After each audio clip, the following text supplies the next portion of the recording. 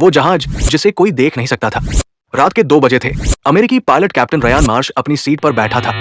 दुनिया के सबसे महंगे, सबसे खतरनाक, सबसे अजय लड़ाकू विमान में F-35 लाइटनिंग II, $100 मिलियन का वो मशीन जिसे बनाने में 20 साल लगे, जिसके बारे में अमेरिका ने दुनिया को बताया था। इसे कोई रडार नहीं पकड़ सकता, इसे कोई मिसाइल नहीं मार सकती। ये अदृश्य है। रयान मुस्कुराया। उसने अपने कॉकपिट की स्क्रीन देखी। सब कुछ साफ था। कोई खतरा नहीं, कोई अलर्ट नहीं, कोई वार्निंग नहीं।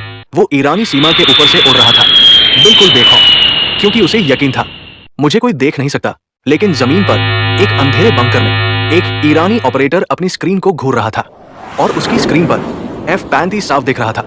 फिजिक्स की वो सच्चाई जो अमेरिका भूल गया।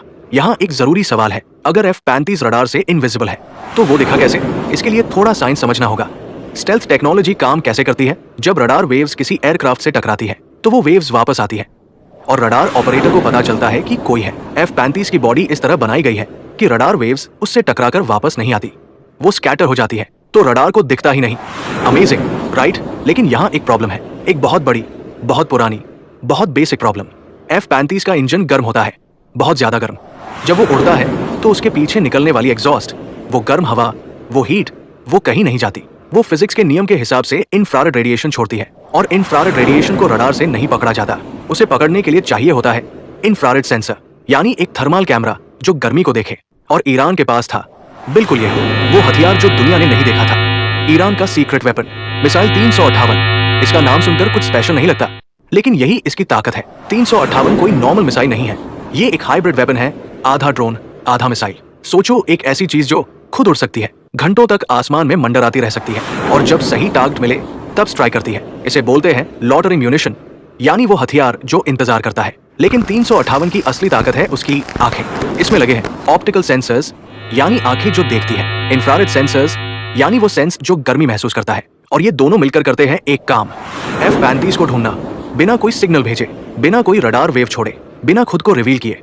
F-35 का वार्निंग सिस्टम तभी अलर्ट करता है जब कोई उस पर रडार लॉक करे। लेकिन 358 ने रडार लॉक किया ही नहीं, वो बस देखता रहा चुपचाप। और रयान के कॉकपिट में कोई अलर्ट नहीं बजा। वो 11 सेकंड। रयान अभी भी मुस्कुरा रहा था, मिशन लगभग कंप्लीट था। तभी बूम, एक धमाका, F-35 हिल गया। रयान की स्क्रीन लाल हो गई। Engine fail, hydraulics fail, control surfaces gone. उसे कुछ समझ नहीं आया। कोई वार्निंग नहीं थी, कोई लॉक नहीं था, कोई अलार्म नहीं बजा। तो हुआ क्या? उसने इजेक्शन हैंडल खींचा और वो $100 मिलियन का जहाज, जिसे दुनिया का सबसे एडवांस्ड एयरक्राफ्ट कहा जाता था, वो नीचे गिरने लगा, ईरानी जमीन की तरफ। दुनिया को जो सबक मिला, अगले 24 घंटों में दुनिया के हर डिफेंस मिनिस्ट्री में एक ही सवाल था, ये कैसे हुआ? पेंटागन में बैठे एनालिस्ट्स ने जब पूरी घटना एनालाइज की, तब उन्हें एक अनकंफर्टेबल सच्चाई सामने आई। F-35 की स्टेल्थ टेक्नोलॉजी ने वही किया जो उसे करना था, रडार को धोखा दिया। लेकिन किसी ने ये नहीं सोचा था कि दुश्मन रडार यूज ही ना करे। ये वैसे ही है जैसे तुमने अपने घर में सबसे एडवांस्ड लॉक लगाया, unbreakable, state of the art, लेकिन चोर खिड़की से आ गया।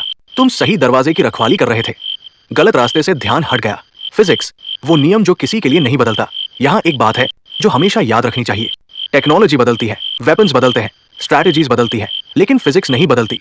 हर चीज जो एनर्जी कंज्यूम करती है, वो एनर्जी कहीं ना कहीं रिलीज करती है। F-35 का इंजन जलता है, हीट निकलती है, हीट निकलती है, इंफ्रारेड रेडिएशन होती है, इंफ्रारेड रेडिएशन होती है, वो डिटेक्ट हो सकती है। ये कोई वीकनेस नहीं है, ये सिर्फ फिजिक्स है। और जब इंसान ये सोचने लगता है कि उसने फिजिक्स को भी हैक कर लिया, तब नेचर उसे याद दिलाता है, तुम मेरे रूल्स नहीं बदल सकते। आगे क्या होगा?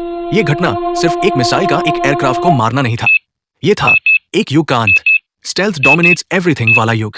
अब दुनिया के हर देश के डिफेंस प्लानर्स के सामने एक नया सवाल है, अगर $100 मिलियन का F-35 इंफ्रारेड से हाइड नहीं हो सकता, तो अगली जनरेशन का एयरक्राफ्ट कैसा होगा? क्या हमें ऐसे इंजन्स चाहिए जो कम हीट छोड़े? क्या हमें इंफ्रारेड ब्लॉकिंग मटेरियल्स चाहिए? या क्या हमें ये मान लेना चाहिए कि कोई भी एयरक्राफ्ट कभी ट्रूली इनविजिबल नहीं हो सकता? और दूसरी तरफ ईरान ने दुनिया को दिखा दिया कि बिना $1 ट्रिलियन के बजट के, बिना F-35 जैसी टेक्नोलॉजी के, एक smart, cheap, infrared guided weapon काफी है। वो सबक जो स्कूल में नहीं पढ़ाते। रयान उस रात बच गया, इजेक्शन सक्सेसफुल था। वो एक ईरानी गांव के पास उतरा और कुछ घंटों बाद रेस्क्यू हुआ। लेकिन जब वो वापस बेस पर आया और उससे पूछा गया क्या हुआ था वहां, उसने बस इतना कहा, मुझे लगा मैं इनविजिबल हूं, लेकिन मेरी हीट वो कभी इनविजिबल नहीं थी। यही है असली सबक। ताकत अच्छी चीज है, टेक्नोलॉजी अच्छी चीज है, लेकिन जब ताकत अहंकार बन जाए तो फिजिक्स तुम्हें जमीन पर ले आती है, लिटरली।